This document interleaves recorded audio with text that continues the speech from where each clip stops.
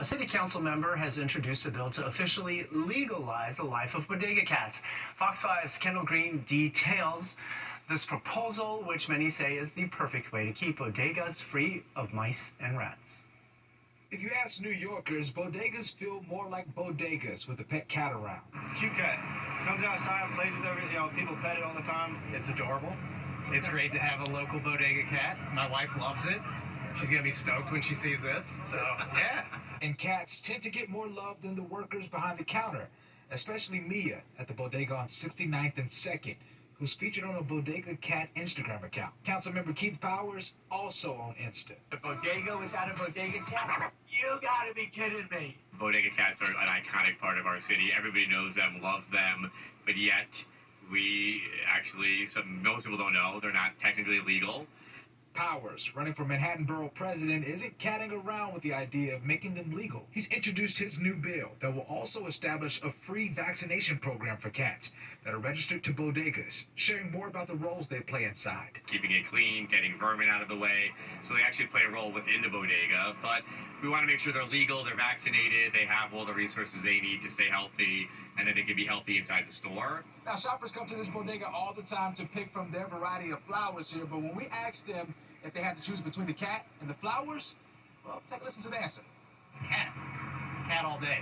What are your most favorite reactions you've gotten out of this so far? What did somebody say? I think somebody just asked me when I'm running for mayor based on this bill. Somebody on Instagram just asked me when I'm running for mayor. No plans at this moment. Not this time? Not this time. Kendall Green, Fox 5 News. He is running for Manhattan Borough President, though. We are back with our top stories after this quick break, including the latest on the manhunt after a Minnesota lawmaker is the victim of what's being called a politically motivated assassination. And early voting has begun here in the primary election. It is now just over a week away. For some New Yorkers, it's going to be their first exposure to ranked choice voting. We've got the scoop on how it works and why it's important to list all 5 of your top choices. Early voting in the city started today, and voters are being asked to rank candidates for mayor, public advocate, comptroller, borough president, and city council. Now, the concept of ranked choice voting can get a little bit puzzling, so Fox 5's Robert Moses breaks it down for us by using ice cream. If you walk into an ice cream shop and your top flavor is vanilla, if they don't have vanilla, you're not leaving. You still want to get something. I scream, you scream, we all scream for the scoop on ranked choice voting. How does it work again? And why are we doing it? I'll dish out some answers. First, forget Cuomo, Mamdani, Lander, Stringer, Adams, Myrie, Ramos, Blake, and Tilson, because mine is an ice cream primary. Think vanilla, cookie dough, chocolate, coffee, mint chip, butter pecan, strawberry, birthday cake, and maple walnut. 113 people voted in my ice cream primary. I listed those 9 flavors and asked voters to rank up to 5, starting, of course, with their favorite, followed by their second favorite, third favorite, and so on. Once all votes were in, Armin Sammy, the founder of RC Viz, a ranked choice voting visualization tool, illustrated the results for me round by round. After one round of counting, Cookie Dough enjoyed a 1-vote lead. But my primary was not over, because in ranked choice voting, the winner must receive more than 50% of the vote. Cookie Dough only had a little more than 21%. In each round, the lowest vote getter is eliminated. So in round 2, the least popular flavor, maple walnut, got bounced, and the person who ranked it as his or her favorite had his or her next favorite flavor, vanilla, counted. So vanilla got 1 more vote. Now on to round 3. The lowest remaining vote getter, birthday cake, got eliminated, and both voters who listed birthday cake as their favorite flavor listed cookie dough as their next favorite. So cookie dough picked up 2 more votes. In round 4, strawberry got eliminated. 4 people who had listed strawberry as their favorite had their next favorite choices counted. 3 voted for chocolate, 1 for cookie dough. That process continued in rounds 5 through 7. In round 8, vanilla finally crossed the 50% threshold and triumphed over cookie dough. As this ice cream example shows, you really do need both first choice votes and you need to be people's backup votes to win. In other words, ranked choice voting discourages mudslinging and encourages coalition building. Think about it. Vanilla could not afford to insult chocolate because in the end, vanilla relied on chocolate supporters to win.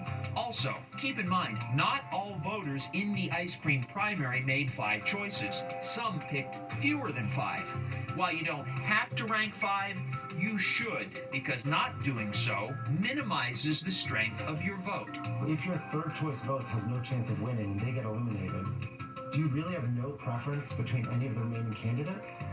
You probably do. And so by ranking all of your choices, you're saying that you actually care all the way up until choice number 5. So will we know the winners on primary night? The answer is maybe. We will know who got the most first choice votes. But remember, the winner has to clear that all-important 50% threshold, so we may not know the winner until the city releases that round-by-round tabulation that we just laid out 1 week after primary night. In the newsroom, Robert Moses, Fox 5 News.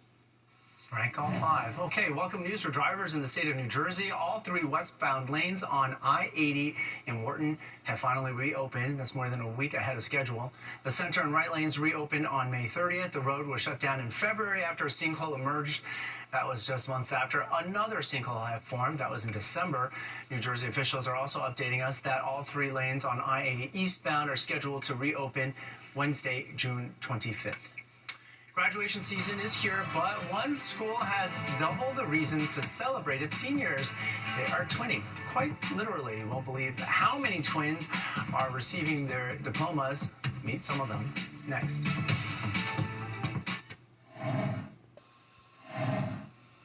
As Audrey said, Friday marks the official start of summer. While there's no telling which song will rule, bars around the city are already getting in the spirit, vying for a title. Fox 5's Liz Johnson samples some early contenders for the drink of the summer. You guys know me as someone who talks about the weather on Fox 5. But today I'm doing a little bit of investigative journalism. The weather's getting warmer, and I've been sent on the noble quest to try and find the drink of the summer. Is it an Aperol Spritz, a Hugo Spritz, maybe a Limoncello Spritz? We're going to find out. I do like Aperol Spritzes, but we love Hugo Spritzes. I'm into spritz. We all, like entertain the spritz. Most New Yorkers will agree. The drink of the summer is usually a spritz. It's refreshing, and it's sweet. We have the usual Aperol Spritzes and Campari Spritzes, but restaurant managers like Sean Hunter, the general manager of Sojourn Social on the Upper East Side, continue to get more and more creative with the spritzes they add to their menu. Sojourn Social specifically has a lot of spritzes. What kind of inspires that? Why do you guys like a spritz so much? I think it's super drinkable. Spritzes are very user-friendly when it comes to your average drinker. The bubbly, I think, pairs well with any food ever, and people love it. But they're not just any spritzes. Sojourn Social is known for coming up with their own unique concoctions. They serve Zodiac spritzes based on the zodiac sign of the month, and most recently, a lorazepam lemonade, a tribute to the hit TV show White Lotus. It's like lemonade. This is dangerous. In the running for drink of the summer is a drink that's recently taken the internet by storm.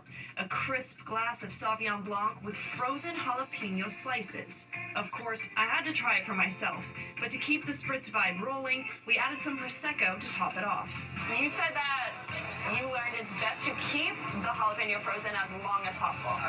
Why do you think that is? To maintain freshness, too, if they're room temperature, they're going to bring down the temperature of the spritz, right, of the Prosecco, and of the Sauvignon Blanc. Have you decided what you're naming it yet? I think we just renamed it the Spice Cube. Spice Cube. This is allegedly the drink of the summer. It's like if you like the tahini rim on a drink. This is like having it without all the mess. Right. Without all the mess around the rim. And of course, keeping our health in mind the whole time. Okay, this is our salad of the day. We're getting our vegetables. We're getting our fruit through the wine. We're getting our grapes. So really, this is just like if you want to come home and make a quick salad. It's not for everyone. I can't tolerate the peppers. No. It's too hot for me. But others are open to it.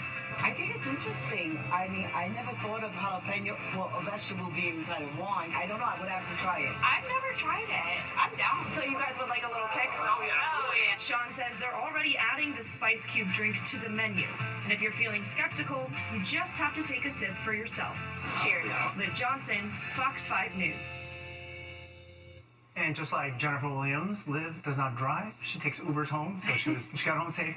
All right, Jen, you got a check of what's coming up in sports? That's right, Arthur. The